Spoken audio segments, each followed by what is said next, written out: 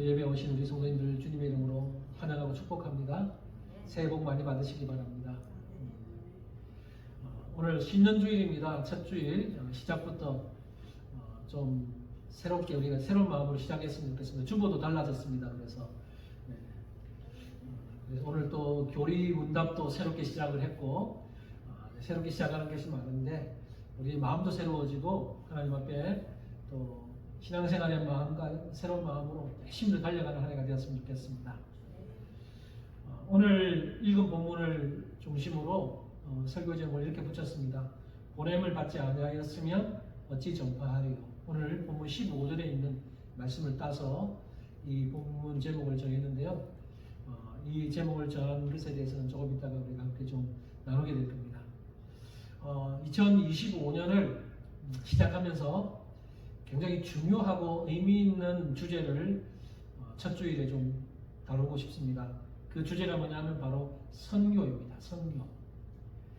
사실 여러분 선교는 우리 그리스도인들에게 다소 부담스러운 주제이기도 합니다. 하지만 우리가 피해갈 수 없는, 우리가 참된 그리스도인이라면 결코 피해갈 수 없는 너무나 중요한 주제입니다. 왜냐하면 선교는요, 우리 그리스도인들이 해도 되고 안 해도 되는 선택의 영역이 아니고 주님께서 명령하셨기 때문에 필수적인, 우리가 당연히 해야 되는 것이기 때문입니다. 주님께서 선교를 명령하셨어요. 주님의 대표적인 두 개의 명령이 있습니다. 그 본문을 제가 준비해봤는데 하나는 마태복음 28장 19절 20절 우리 너무나 잘 아는 말씀입니다. 그러므로 너희는 가서 모든 민족을 제자로 삼아 아버지와 아들과 성령의 이름으로 세례를 베풀고 내가 너희에게 분부한 모든 것을 가르쳐 지키게 하라. 예수님이 제자들에게 하늘로 올라가기 직전에 제자들을 모아놓고 하신 말씀입니다. 여기 핵심이 뭐예요? 가서 모든 민족을 제자로 삼아라. 그러니까 이것을 가지고 우리는 대위임 명령. 예수님께서 우리에게 위임하셨다. 대위임 명령이라고 봅니다. 또 한 구절은 사도행전 1장 8절이에요. 이 말씀도 너무나 유명한 구절이죠. 오직 성령이 너희에게 임하시면 너희가 권능을 받고 예루살렘과 온 유대와 사마리아와 땅끝까지 이르러 내 증인이 되리라 하시니라. 아멘. 여러분 앞서 언급한 모든 민족을 제자로 삼아라. 또 지금 이 사도행전 1장 8절 마지막에 보면 땅끝까지 이르러 내 증인이 되리라. 이 말씀처럼 이 명령은 누가 하신 명령이에요? 예수 그리스도께서 하신 말씀입니다.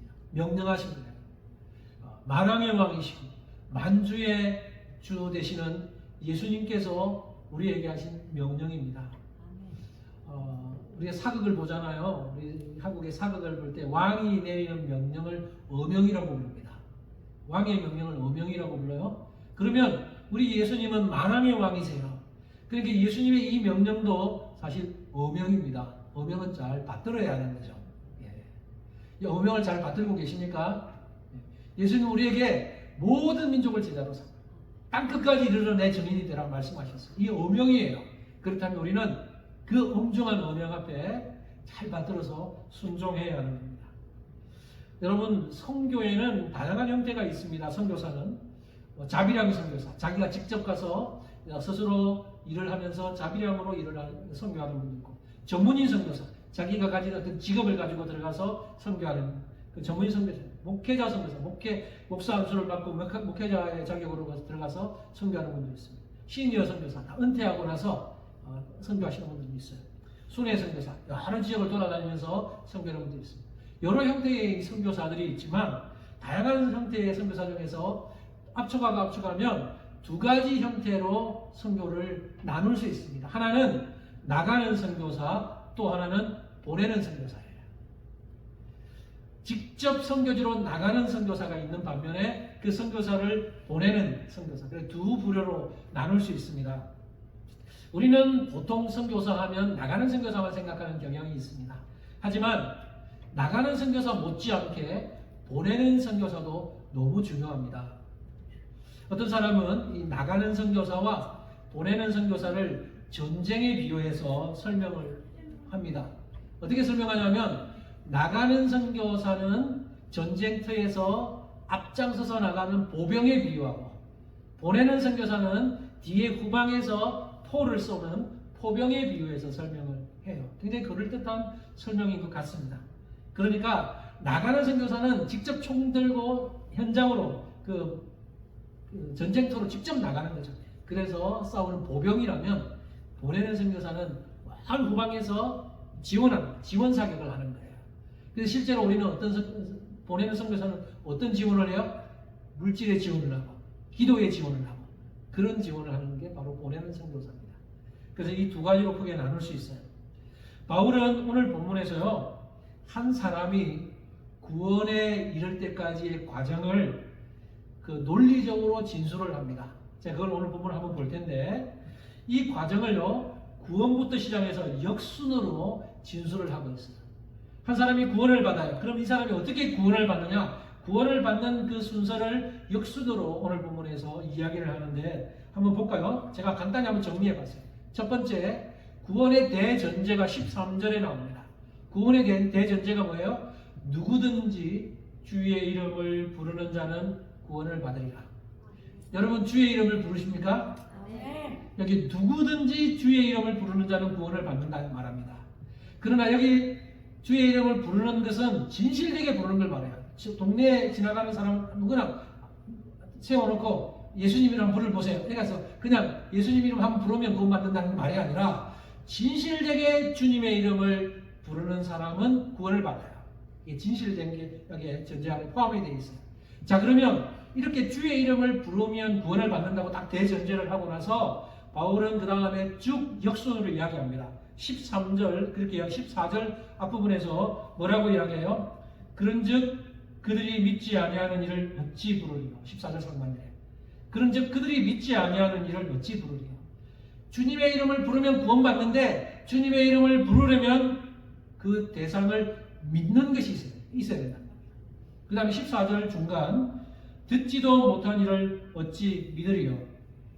믿기 위해서는 먼저 들어야 한다는 거죠. 14절 하반절 전파하는 자가 없이 어찌 들으리요?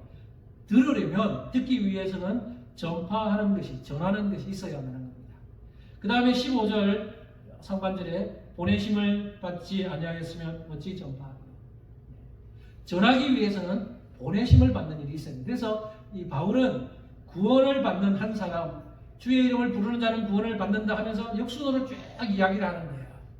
그걸 다시 한번 정리하면 이렇습니다. 한 번 더 정리해보면 누군가 구원을 받으려면 주의 이름을 불러야 합니다. 주의 이름을 부르려면 먼저 그 이름을 믿어야 합니다. 주의 이름을 믿으려면 먼저 그 이름을 들어야 합니다. 주의 이름을 들으려면 먼저 누군가 그 이름을 전해야 합니다. 전하지 않으면 들을 수 없잖아요. 그래서 전하는 게 필요하죠. 먼저. 그럼 주의 이름을 전하려면 그보다 먼저 뭐가 필요해요? 그 이름을 전할 수 있도록 보내심을 받아야 합니다. 누군가 주의 이름을 전할 수 있도록 보내야 한다는 겁니다. 그래서 여러분 이렇게 역순으로 쭉 흘러가 보면 가장 먼저 해야 되는 일이 뭐예요? 한 사람이 구원받기까지 가장 먼저 1단계가 뭐냐 하면 보냄을 받는 거예요. 보냄을 받는 거. 누군가 보내야 가서 전하고 전하면 듣고 들어야 믿고 믿어야 주님의 이름을 부를 수 있는, 그래야 구원받는 거죠. 그래서 이 역순으로 바울은 설명을 하고 있는 겁니다. 여러분, 그래서 가장 1단계는 보냄을 받는 것. 다르게 말하면 누군가 보내야 하는 겁니다. 보내는 사역이 있어야 하는 거예요. 제가 오늘 여러분과 함께 다루려고 하는 것이 이거예요. 그래서 실제적으로 보내는 일이 없으면 이 구원받는 일이 없는, 선교지에 지금 많은 선교사들이 나가 있지만 그들을 보내고 파송하는 교회와 보내는 선교사가 있어야 한다는 겁니다. 그래서 저는 오늘 보내심을 받지 아니하였으면 어찌 전파하리요? 이 구절을 따서 오늘 제목으로 붙였어요. 보내심을 받아야 합니다. 그래서 보내는 선교사가 필요한 거예요. 교회가 그 역할을 하고 또 한 개인이 보내는 선교사 역할을 감당할 수 있는 것입니다. 실제로 이 나가는 선교사와 보내는 선교사, 이 두 종류가 있다 그랬는데 어느 종류가 많아요? 나가는 선교사가 많습니까? 보내는 선교사가 많습니까? 사실 보내는 선교사가 훨씬 많죠. 나가는 선교사는 극히 일부분이에요. 그렇죠? 우리 교회에서도 나가는 선교사 한두 명이라도 나오면 정말 좋겠지만 큰 교회라 그래도 나가는 선교사 별로 없어요. 그 정말 하나님의 부름을 받은 아주 독특한 아주 특수한 몇 사람들이 나가는 선교사 역할을 감당합니다. 현실적으로 나가는 선교사의 숫자는 적지만 그들을 옆에서 도우면서 보내서 후원하는 이 보내는 선교사가 훨씬 많죠. 그러면 현실적으로 나가는 게 쉽지 않기 때문에 뭐 나가는 거 다 나갈 수 없잖아요. 이러면서 나가지 않는 것을 정당화하면서 하나님 특별히 부른 사람만 나가면 되지. 뭐 이렇게 하면서 나는 손 놓고 있으면 되느냐 아니라는 거야. 우리는 주님의 명령인 이 대위 명령, 모든 민족을 제자로 삼으라. 그리고 땅끝까지 이르러 내 증인이 되라 말씀하실 때 우리는 그 사명을 감당해야 돼요. 그런데 직접 나가는 선교를 하지 못하면 어떻게 해요? 보내는 선교를 해야 합니다. 우리가 직접 선교 현장에 나가지 못해도 여기서 보내는 선교사의 역할을 감당하면 우리는 그 주님의 명령에 동참하게 되는 거예요. 그래서 누구든지 예외가 없어요. 우리가 참된 그리스도인이라면 나가는 선교사가 되든 보내는 선교사가 되든 우리는 그 선교를 감당해야 하는 겁니다. 그래서 여러분 오늘 저는 이 보내는 선교사, 우리가 실제로 이 보내는 선교사의 삶을 감당하기 위해서 이 보내는 선교사에 대한 부분을 조금 더 언급하고자 합니다. 예수전도단이라고 하는 선교단체가 있어요. 예수전도단에서 출간한 책 중에 닐 피롤로라고 하는 분이 이 선교에 대한 대가라고 불리는 이분이 보내는 선교사가 어떤 역할을 해야 되느냐, 어떤 사역을 할 수 있느냐. 그래서 책을 썼는데 책 제목이 보내는 선교사라고 한국 제목으로 번역이 됐어요. 그래서 보내는 선교사라는 이 책에는 이 직접 선교 현장에 나가지는 않지만 이곳에서 선교사들을 보내서 도울 수 있는 여러 가지 사역 중에 6가지 대표적인 사역을 언급을 합니다. 제가 그 6가지 사역을 이렇게 정리를 했어요. 첫 번째, 격려 후원. 두 번째, 사역 물자 후원. 세 번째, 재정 후원. 네 번째, 기도 후원. 다섯 번째, 연락 후원. 여섯 번째, 귀환 후원. 이렇게 6가지로 정리를 하고 있습니다. 여러분 그냥 제가 설명하지 않아도 대충 뭔지는 알 겁니다. 격려 후원은 뭐예요? 첫 번째 격려 후원. 선교사에게 격려의 말을 하고 격려의 메시지를 전하는 겁니다. 선교사님 너무 수고 많으십니다. 너무 감사합니다. 이렇게 직접 나가서 선교사역을 감당하는 거 보니까 너무나 힘이 되고 제가 열심히 돕겠습니다. 기도하겠습니다. 힘내세요. 이런 식으로 격려하는 사역. 이 격려 후원이에요. 두 번째, 사역 물자 후원이 뭐예요? 사역지에서 실제 선교지에 나가서 사역하는 선교사님들이 필요한 물건들이 많아요. 물품들이 많습니다. 사역에 필요한 여러 물품들을 지속적으로 책임감 있게 보내주는 일들을 합니다. 이게 사역 물자 후원이에요. 여러분 선교를 여러 모양으로 경험해 보신 분들이 있을 수 있지만 아직 선교를 한 번도 경험해 보지 못한 분들도 있을 수 있습니다. 그러나 저도 단기 선교를 여러 번 가봤고 장기 선교도 장기라고 할 수 있는 한 1년 정도 선교도 다 갔다 오고 했지만 가다 보면요 필요한 것이 너무 많아요. 때로는 현지에 있는 사람들이 신발이 필요하고 옷이 필요하고 그런 것도 있고 또 사역하는데 필요한 컴퓨터나 이런 것도 필요할 수 있고 그래서 여러 가지 사역에 필요한 물품들이 있는데 그런 물품들을 보내주는 사역을 하는 게 사역 물자 후원입니다. 세 번째는 재정 후원이에요. 이거는 말하지 않아도 다 알겠죠.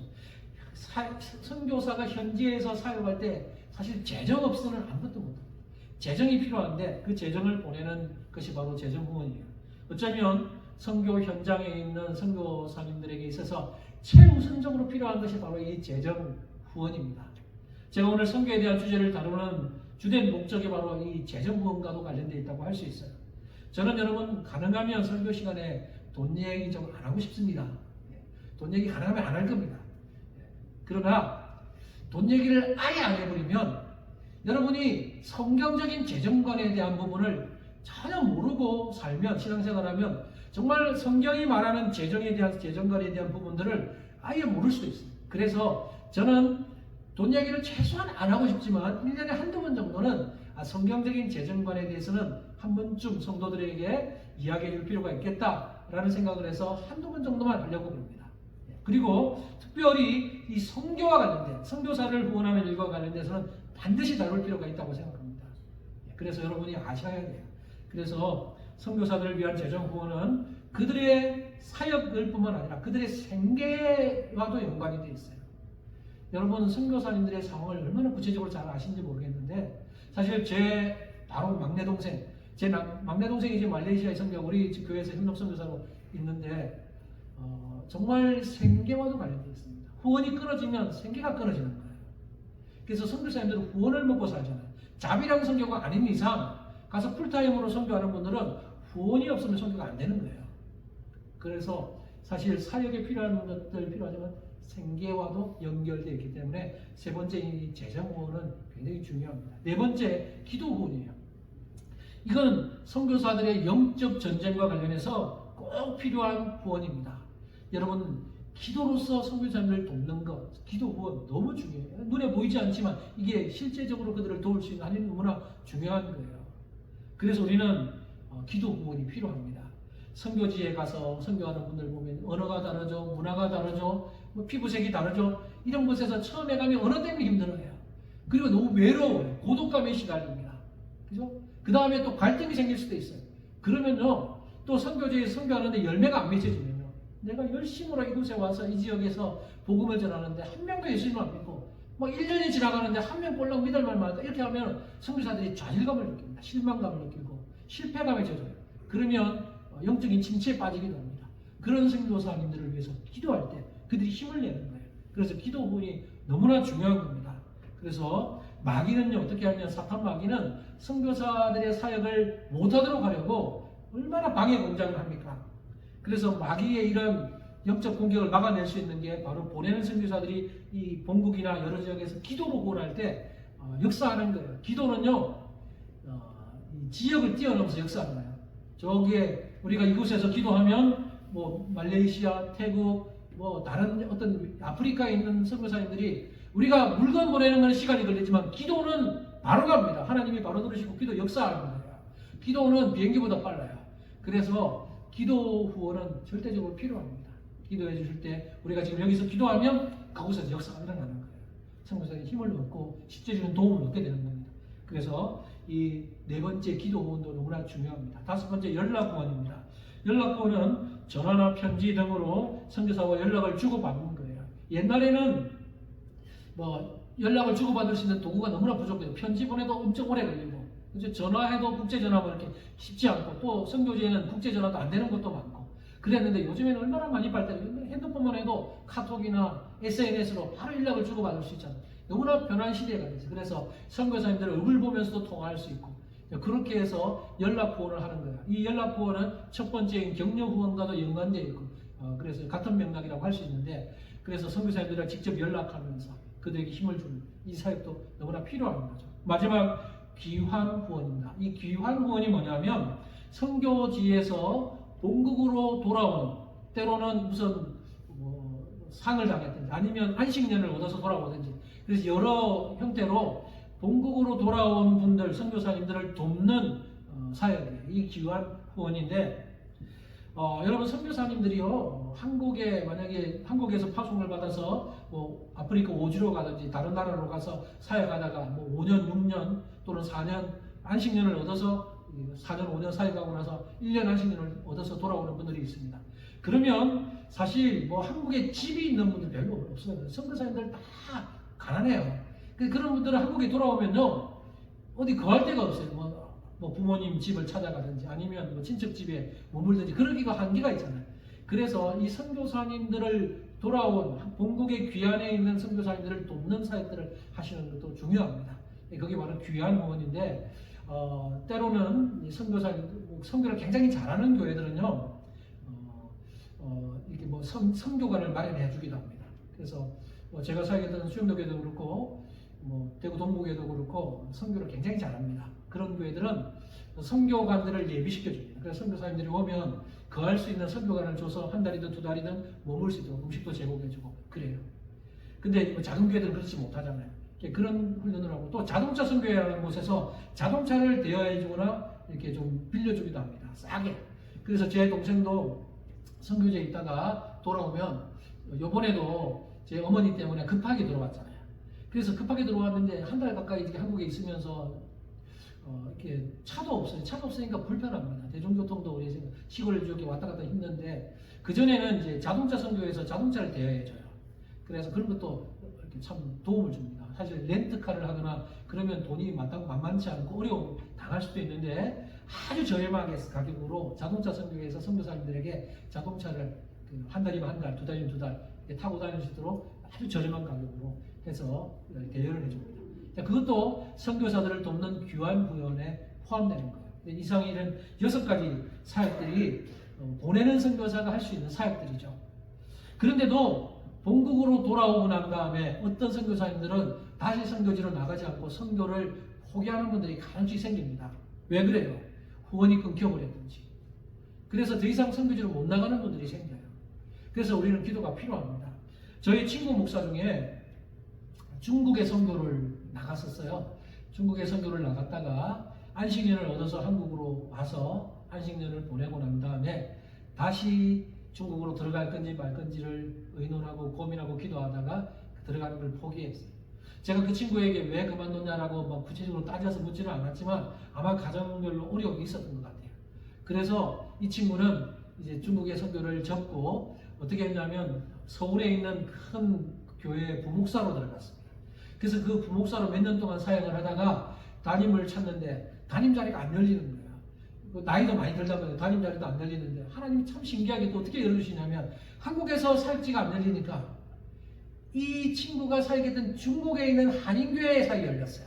그래서 중국 상하이에 있는 한인교회에서 지금 담임으로 사역을 하고 있어요.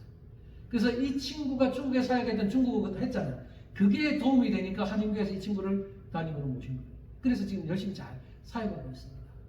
여러분, 이처럼 우리가 돕는 이렇게 선교사들을 도울 수 있게 본국에 왔을 때 힘을 주고 또 이런 여러 가지 6가지 사역으로 잘 격려하고 힘을 주면 지치지 않고 힘을 내서 열심히 잘 사역할 수가 있습니다. 그래서 우리는 이 6가지 후원에 관심을 가지면서 보내는 선교사로서 이런 사역들을 할 수 있음을 기억하면서 최선을 다해서 나가 있는 선교사님을 돕는 일에 헌신하면 좋겠습니다. 제가 대구 동북에서 부목사로 사역할 때 선교위원회에 선교위원회가 하는 그 선교 사역이 있잖아요. 제가 보면서 깜짝 놀랐어요. 너무 선교 사역을 잘하는 거예요. 다른 어떤 교회보다 이 동북교회는 선교하는 일에는 굉장히 잘 섬깁니다. 그래서 선교 사무실 가봤는데 선교 사무실에서 사역하는 그 간사님이 그 선교 사무실 딱 들어가면요 파일이 쫙 꽂혀 있어요. 그 동북교회에서 돕는 이 선교사님들에 대한 개인 이름을 딱 붙여서 파일 정리를 해놨는데 그 파일에 보면 선교 편지들을 쫙 꼽아놓고 그리고 기도 제목들 쫙 나누고 그리고 그분들한테 또 어떤 무엇이 필요한 일을 보내기 위해서 물품 정리하는 이런 파일을 쫙 정리하는 선교사님들의 파일이 있습니다. 그리고 정기적으로 그분들을 돕는데 그 사역 중에 아주 제가 감명받은 사역이 뭐냐면 매년이에요. 지금도 하고 있을 거예요. 매년 성탄절이 되면 성탄 선물을 각 선교지로 보냅니다. 미리 성탄절에 도착할 수 있도록 해서 미리 성탄 선물을 보내는 거예요. 그러면 한번 생각해 보세요. 제가 아프리카에 사역하는 선교사님이 동북에서 보낸 그 선물이 성탄절에 맞춰 도착했어요. 그걸 보면서 얼마나 기쁘겠어요. 실제로 제가 아는 선교사님도 동북에 사역 후원을 받고 있는데 성탄 선물을 받고 너무 기뻐요. 너무 위로받고. 그리고 그분들이 나중에 한국에 안식년을 받아서 오면은 동북에 와서 또 선교 보고를 합니다. 그 중에 선교 보고를 하도록 해요. 그럼 선교 보고를 하면 많은 또 성도들이 동참해요. 그러면 내가 이 사역지에서 이런 선교를 했습니다. 보고를 하잖아요. 그러면서 여러분이 보내준 성탄 헌금, 성탄 선물을 받고 너무나 기뻤고 행복하고 위로받았습니다.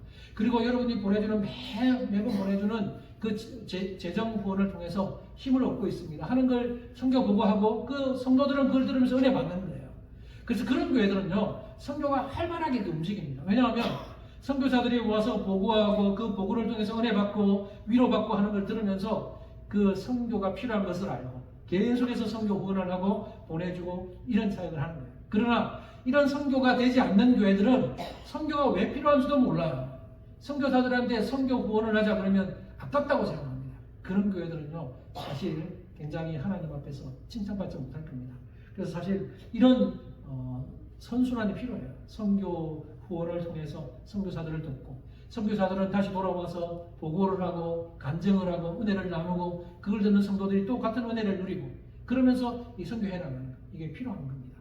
그런 것을 보면서 저도 이게 중요하구나. 그래서 교회가 크든 작든 상관없이 이 선교 사명은 감당해야 됩니다. 우리 교회는요, 비교적 큰 교회는 아니고, 또 재정 면에서도 그렇게 넉넉하다고는 할 수 없지만, 여러분 보내는 선교사의 사명은 우리가 감당해야 돼요. 많이는 못 보내면 조금이라도 보내면 돼요. 같이 동참하는 거예요. 그래서 여러분, 우리 교회는 좋은 보내는 선교사의 좋은 모델이 되었으면 좋겠습니다. 여러분도 이것을 알고 같이 동참해 주시길 바랍니다. 협력 선교사가 2명이 있습니다. 우리 교회에는 곽규성 선교사님 태국에서 선교하고 계시고, 그 다음에 정산 선교사님 제 동생이기도 한데 말레이시아에서 화교 사역을 하고 있지만, 여러분 요번에 이제 영상을 보내왔어요. 영상을 보내왔는데 제가 설교 마칠 때 마지막에 영상을 한번 좀 보기 원합니다. 그래서 아마 그분들의 영상을 보면 조금 더 실제적으로 좀 도움이 되리라고 생각하고요. 보내기는 원래 크리스마스에 맞춰서 보내서 크리스마스에 제가 좀 이 설교를 하려고 했는데, 제가 갑자기 어머니 장례를 당해서 좀 놓쳐지면서 그 인사해 보면 메리 크리스마스 하는데 그 시점에 보냈기 때문에, 그러니까 이해하시면 되겠습니다. 저는 인터넷에서 한 블로그에서요, 인도댁이라고 하는 분이 올린 글을 보고 큰 감명을 받았습니다. 이 인도댁이라는 별명을 가진, 자기 인도댁이라는 이름으로 이제 글을 올렸는데, 어떤 글이냐면, 왜 인도댁이냐면 이분은 인도에서 선교하시는 선교사 목사님과 사모님이에요. 그 사모님이 인도댁인데 자기가 인도댁이라는 이름으로 그 글을 올렸어요. 그 글의 내용은 대충 이런 거예요. 이분이 목사님과 함께, 선교사님과 함께 다시 한국으로 귀환을 했어요. 귀환을 해서 안식년을 얻어서 귀환을 해서 이제 후원했던 교회를 찾아갔습니다. 도와주었던 교회를 찾아가서 설교도 하고 했는데, 한 교회에서, 그 교회에서는 한 10명 정도가 이 인도에 후원을 했던 것 같아요. 근데 교회가 그렇게 크지는 않은데 이분들을 찾아가서 예배를 드리고 나서 식사를 하는데, 식사하면서 한 분이 이제 앞에 있는 인도댁 그 사모님이 앉아있는 그 앞에서 이야기하는 거예요. 저기 앉아서 식사하시는 저 할머니는 폐지를 주어서 모은 돈으로 인도에 후원을 하시는 분입니다. 그리고 지금 여기 앉아 계시는 집사님은 아들의 용돈을 받으면 그 용돈을 모아서 인도에 후원을 하시는 분입니다. 그 이야기를 듣고 인도댁이, 이 사모님이 너무 코끝이 찡해져서 감동을 받았다고 합니다. 정말 이 어려운 저연세에 폐지를 주어서 그걸 돈을 모아서 보내주고, 아들이 준 용돈을 받아서 모아서 보내주는 그 너무나 고마워서 그렇게 감동을 받았다고요. 근데 식사를 하는데 한 할머니가, 할머니 집사님인데 이 선교사님 사모님 손을 꼭 잡으면서 고마워, 선교사역을 해줘서 고마워, 이렇게 이야기를 하는데 그 할머니의 손이 거칠거칠하고 이 보면서 눈물이 찡했다고 합니다. 저렇게 자기를 위해서 할 수 있는데 이렇게 연세 많으신 할머니가 나를 생각하면서 이렇게 성경 보내주는 것이 너무 고마워서 눈물을 흘렸다는 글을 올려놨어요. 그러면서 자기를 돕는 여러 보내는 선교사에 대한 예를 드는데, 이런 선교사님도 있습니다. 인도 아이들을 위해서 라디오 방송까지 하면서 동화책을 모아서 보내주시는 분, 동화책을 다 모아서 보내주시는 분도 있고, 하루에 15시간씩 일하는 의사인데 하나님의 사업을 돕는 의사 선생님이 계속해서 꾸준히 선교사역을 돕는 분도 계시다고 합니다. 그리고 생일날 받은 용돈을 모아서 인도 선교를 위해서 쓰라고 보냈던 초등학생 아이에 대한 이야기도 적혀 있습니다. 이처럼 다양하게 보내는 선교사의 사역들이 있다는 겁니다.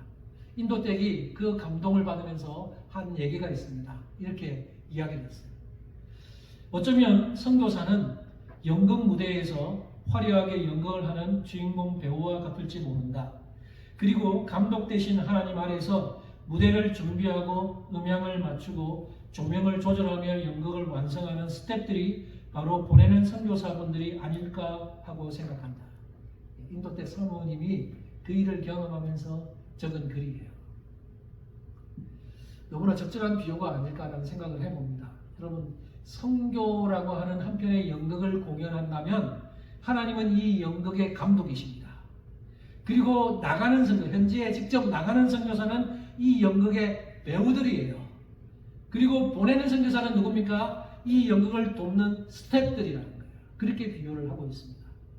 한편의 연극이 무대 위에 올려져서 관객들에게 큰 감동을 주기 위해서는 감독과 배우들과 스태프들이 환상적인 조화가 이루어져야 그런 연극이 성공적인 연극이 될 수 있어요.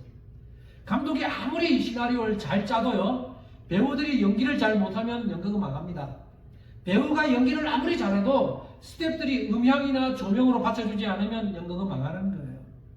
서로 조화를 잘 이루어요. 감독과 이 배우들과 스태프들이 잘 조화를 이룰 때 연극이 성공하는 것처럼 이 성교가 바로 그렇다고 이야기하는 거죠. 이 사모님에 의하면 성교는 바로 하나님이 이 성교의 감독이시고, 그리고 직접 선교지에 나가는 선교사는 배우들이 그 현지에서 연극을 하는 것과 같다면, 보내는 선교사들은 이곳에서 그들을 직접 돕고 기도로, 물질로, 재정으로, 여러 모양으로 돕는 이것이 잘 조화를 이룰 때 선교는 성공적인 선교를 할 수 있다는 것입니다.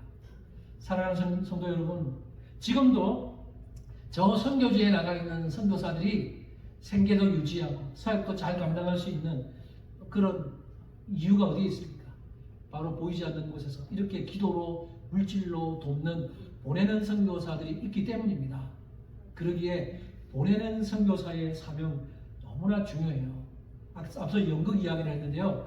연극 공연이 성공적으로 마치고 나면 감독과 배우들과 스태프들이 한자리에 모여서 회식을 하면서 잘했어, 수고했어, 이렇게 이야기하는 것처럼, 그렇게 회식을 하는 것처럼 지금 언젠가 우리도 하늘나라 천국 가면 잔치가 벌릴 겁니다. 우리의 감독 대신 우리 하나님과, 그리고 직접 선교지에 나가 있는 선교사님들과 보내는 선교를 하는 우리 교회들과 성도들이 같이 만나게 될 겁니다. 그러면 서로 얼싸안고 서로 감사하다고 인사할 거예요. 보내는 선교사들은 뭐라고 인사할까요? 제가 직접 나가야 되는데, 선교사님, 제가 직접 나가야 되는데 제가 못 나가서 저 대신 직접 선교지에 나가서 그 힘든 선교지에서 선교사역 감당해 주셔서 감사합니다, 이렇게 인사하면서 감사하게 될 거고, 나가 있는 선교사들은 아니에요 집사님, 아니에요 권사님, 우리가 나가서 선교할 때 그곳에서 보내주신 재정 후원과 기도 후원 덕분에 우리가 선교 잘 감당할 수 있습니다 하면서 감사하게 될 거예요. 이런 기쁨의 잔치가 천국에서 열리게 된다는 것입니다. 여러분, 사실 보내는 선교사는 묻혀있기 때문에 잘 드러나지 않아요. 그러나 천국에서 하나님 우리를 기뻐하실 겁니다. 아무개야, 아무개 집사야, 아무개 권사야, 너가 그때 A국에 있는 김선교사님에게 재정 후원하고 B국에 있는 이선교사님에게 기도로서 그렇게 도와줬지. 그래서 저분들이 저렇게 힘을 내서 사역했어. 정말 수고했어. 하나님께서 우리를 칭찬해 주시고 그렇게 위로해 주실 그때가 반드시 올 겁니다. 그리고 언젠가 우리는 천국에서 하나님께 다 같이 찬양의 영광을 올려드리게 될 겁니다. 이제 말씀을 정리하겠습니다. 여러분, 사도 바울은 자신을 가리켜서 빚진 자라고 말합니다. 로마서 1장 14절인데요. 같이 한 번만 읽어볼까요? 14절 읽어봅시다. 시작. 헬라인이나 야만인이나 지혜 있는 자나 어리석은 자에게 다 내가 빚진 자라. 바울은 빚진 자 의식을 가지고 살았어요. 바울은 복음의 빚진 자, 그리고 사랑의 빚진 자임을 알고 자신의 모든 삶을 이제 복음을 위해서 헌신하는 삶을 살았고, 사람들을 사랑하는데 자신의 삶을 드렸어요. 결국 그는 복음을 전하다가 붙잡혀서 순교하고 맙니다. 빚진 자 의식으로 살면서 그 빚을 갚아 나간 겁니다. 마찬가지로 우리도 빚진 자입니다. 우리도 복음의 빚을 졌습니다. 사랑의 빚을 졌습니다. 우리도 빚진 자 의식으로 살아야 돼요. 여러분이 왜 예수님을 믿게 됐는지 알아요? 여러분이 예수님을 믿은 것은 물론 한국에서 예수님을 믿고 오신 분도 있고 미국에 와서 예수님을 믿은 분도 계시겠지만, 여러분 한국의 예를 들면 한국에 있는 분들이 예수님을 믿은 것은 누구 때문이에요? 140여 년 전에 영국에서 미국에서 들어온 선교사님들 때문에, 영국에 있는 교회들이 선교사님들을 보내주셨기 때문에, 그들이 와서 선교사에 가면서 복음을 전했기 때문에 그 복음이 한국 땅에 들어왔고 조선 땅에 들어왔고, 그래서 우리가 그 후손들로서 예수님을 믿은 거 아니겠어요? 우리는 빚진 자예요. 이제 우리는 그 빚을 갚아야 합니다. 빚진 자 의식을 가지고 빚을 갚아야 합니다. 우리는 직접 선교지로 나갈 수 없는 상황이라면 보내는 선교사의 역할을 감당해야 됩니다. 우리 교회 두 분의 협력 선교사님들 태국과 말레이시아에서 선교하고 계신데 우리가 직접 그 선교지에 못 가도 우리는 보내는 선교사로서 그분들을 재정으로 후원하고 기도로 후원한다면 우리도 그 사역을 함께 동참하는 것이 되는 거예요. 그럼 여러분 그렇게 보내는 선교 사역을 함께 감당했으면 좋겠어요. 우리가 다음 주일에 선교 작정 헌금하는 시간을 가지려고 합니다. 제가 다른 것은 강하게 말씀드리지 않지만 선교와 관련된 것은 주님의 어명이기 때문에 제가 자신 있게 강하게 말씀드려도 됩니다. 저는 만약에 이걸 말 안 한다면 주님으로부터 책망받을지도 몰라요. 그래서 제가 목회자로서 다른 건 몰라도 선교에 대한 부분은 여러분께 강하게 말씀드립니다. 여러분 예외 없이 아무도 예외 없이 다음 주에 보내는 선교사로서 선교 작정 헌금을 할 때 동참해 주셨으면 좋겠어요. 액수는요 중요하잖아요. 성령님께서 감동 주시는 대로 하면 됩니다. 5불, 매달 5불도 괜찮고 매달 1불도 괜찮아요. 저는 한국에서 이 선교 작정을 할 때 여러분 10원이라도 괜찮습니다. 같이 동참하면서 우리 선교에 보내는 선교사에서 동참하시면 됩니다. 그렇게 제가 도전을 합니다. 그래서 우리 두 분의 선교사님들을 매월 이렇게 돕고 있잖아요. 여러분이 선교 작정 헌금을 하셔서 여러분이 감동되시는 대로 해서 십시일반 같이 하면 그 선교 헌금을 가지고 도와드릴 수 있습니다. 그러면 그것이 그분들에게는 큰 힘이 될 겁니다. 그래서 여러분 다음 주에 하실 때 여러분 한 주 기도하시고 오십시오. 오늘 안 하는 이유는 한 주 기도하시고 성령께서 여러분에게 주시는 감동 따라 하시는 거예요. 부담스러워하지 마세요. 단돈 1불도 괜찮습니다. 5불도 괜찮고 10불도 괜찮고 20불도 괜찮고 상황에 따라 형편에 따라 하시면 됩니다. 그래서 그렇게 하셨으면 좋겠어요. 저에게는 강한 신념이 있습니다. 그건 기도하는 교회는 망하지 않는다. 선교하는 교회는 망하지 않는다. 이게 제가 가진 신념이에요. 그렇습니다. 기도하는 교회 안 망해요. 선교하는 교회 안 망합니다. 들어보셨나요? 여러분 그 한국의 전라도 전주에 깡통교회로 유명한 교회가 있었어요. 그 전주 안디옥 교회인데 지금은 모르겠는데 그 당시 제가 청년 시절에 전주 안디옥 교회 별명이 깡통교회인데 그 교회는 정말 깡통처럼 교회 건물도 짓지 않아요. 깡통처럼 요즘에는 저 건물 지었어요. 그 당시에 건물 짓지도 않고 이렇게 막 그렇게 생겼는데 그 교회는 그 교회 헌금의 60%를 선교비로 씁니다. 그게 유명했어요. 그래서 교회 내 한국 교단에서 굉장히 많이 그 교회가 회자됐어요. 왜냐하면 여러분 선교비 전체 교회 재정의 60%를 선교비로 쓴다는 거 이건 거의 불가능한 거예요. 근데 그 교회는 그렇게 했어요. 근데 망하지 않아요. 하나님이 그 교회를 책임지는 거예요. 우리가 그렇게 하자는 말은 아닌데 우리는 선교비에 우리 전체 비용에 뭐 한 5%라도 할 수 있으면 그건 감사한 거죠. 그래서 여러분 선교하는 교회는 결코 망하지 않습니다. 우리는 선교하는 교회가 되어야 됩니다. 많이 안 해도 됩니다. 함께 동참하는 그럴 때 우리가 그 의식을 가지고 살면 돼요. 그래서 여러분 지금 나가 있는 선교사님을 돕는데 우리는 보내는 선교사로서 함께 선교에 동참한다. 이 생각을 가지시고 여러분 함께 동참하시고 그래서 주님의 이 명령에 순종해 살아가는 모든 성도님들 되기를 주님의 이름으로 축복합니다.